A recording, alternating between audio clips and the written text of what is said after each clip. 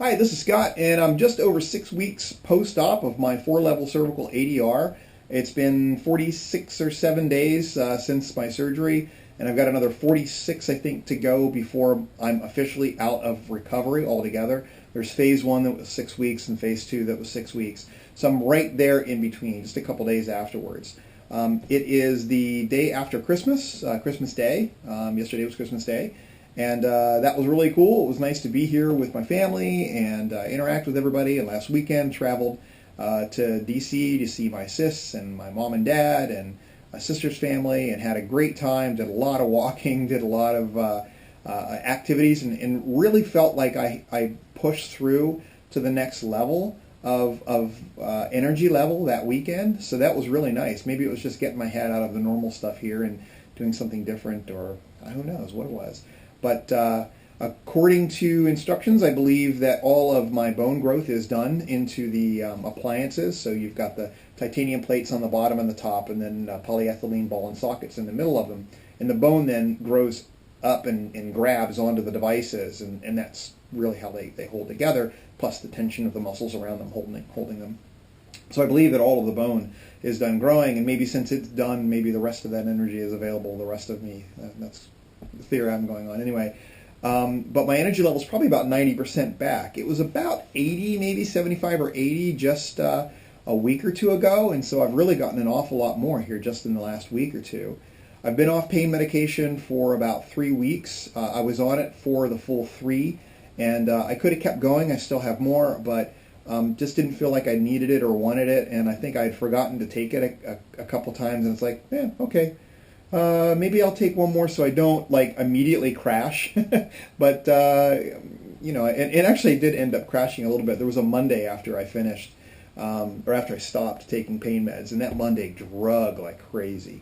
It was I couldn't drink enough coffee to get myself really through that day, and I ended up leaving early, coming home and sleeping and being uncomfortable and taking a hot shower and just kind of getting through it. It wasn't awful. It was just, I think it was me coming off of the Tilidine and probably not enough sleep or something. Speaking of sleep, I'm not sleeping as well right now as I was for a few weeks. If you'll remember, I didn't sleep well at all for the first 4 or 5 days after surgery, and then I started to sleep better, but then I really started to sleep a lot better after I came back home. And there was like 2 weeks where I was sleeping pretty well, pretty consistently every day, maybe 1 or 2 off days, but otherwise it was good. Well, I caught a bit of a cold, I think, a couple days ago, just a little bit. I got some sniffles, and I think that combined with, I think I have sleep apnea in some form, undiagnosed and untreated, but I think I've got it because I snore, and so probably having my throat, moved around and trying to settle in the right spots, and me trying to find the right places to sleep in bed. And having the sniffles has messed up my sleep, and so I'm staying up till like 3 and 4 in the morning and not getting up on time the next day. So I've got to get that worked out. I don't know that I can attribute that to the surgery, but maybe a little bit, but there you go. My scar, by the way, is healing really well, except for, and I'll show you here, you can see it, except for the bottom, the exit hole of the bottom suture. That had gotten infected, kind of like an infected hair, and I went to my GP and prescribed antibiotics for, 5 or 7 days, and that cleared it up in 5 or 7 days, and there was another 5 or 7 afterwards where it stayed cleared up, and then darn it, wouldn't you know it, just a couple days ago, just 2 days ago, it started to get infected again, and it's almost completely closed, so it's kind of frustrating. It's like, well, you just close up and heal yourself and dissolve those darn stitches already. So I've got a Band-Aid and some Neosporin on it right now, trying to infuse some antibiotics into the thing and get it just to clear up altogether. If it doesn't, I'll get some more antibiotics and we'll get that done. What else? Oh, my shoulders and arms. As you know from my previous videos, I've had a lot of distraction pain. That first week after surgery was horrible. I couldn't sleep well. I would go from like a 3 out of 10 level of pain to a 9 or a 10 out of 10 level of pain, depending upon just the way that I slept and lay down, and that killed my sleep for 3 or 4 days. Got through that, and it has been progressively getting better, and and actually kind of changing the way that I experience it too. Is that there for a while it didn't turn into pain, it was like numbness from my thumb back up into my arm, and I have a teeny bit of that now, but it's pretty much gone. Mainly from stretching. I'll like hop in the shower, get my muscles all nice and warm, do a bunch of stretching there in the shower, and then I'll get out and I'll sit down on the floor and I'll just stretch in all different ways. And actually I've started to do Tai Chi again, so that's helping, I believe. But I have full range of motion, and I'm getting my strength back. I'm doing it a little bit at a time. I'm not doing it all at once.